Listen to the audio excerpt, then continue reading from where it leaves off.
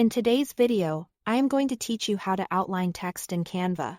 If you want your headlines to pop, improve readability over busy backgrounds, or simply add a clean graphic style to your design, outlining your text is a quick, reliable way to get there. I'll walk you through the process, step by step, keeping it simple and clear. First, open your design in Canva. This can be any existing project, whether it's a social post, a presentation, or a poster. Once your design is open, click on the text box you want to edit. You'll know it's selected when you see the bounding box around your text and the text toolbar appears at the top.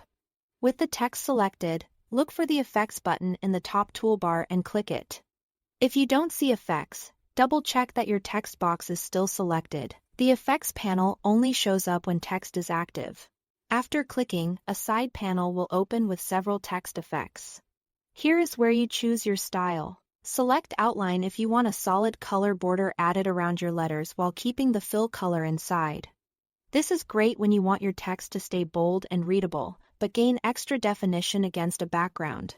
Or select Hollow if you want a transparent center with only the outline showing. Hollow creates a sleek, airy look that works beautifully over photos or gradients when you want the background to show through the letters. Once you've picked your effect, adjust the settings in the side panel. Use the thickness slider to control how bold the outline appears. For subtle designs, keep it lighter. For high-impact headlines or busy backgrounds, push the slider higher so the edge stands out. Then click the color square to change the outline color. Strong contrast is key. A dark outline on a light background or a light outline on a dark background will keep your text crisp and legible. You can match your brand colors or use the color picker to sample tones directly from your design for a cohesive look. If your text looks faint or hard to read, try increasing the thickness or choosing a more contrasting color. If it feels too heavy, dial the thickness back a bit to restore balance.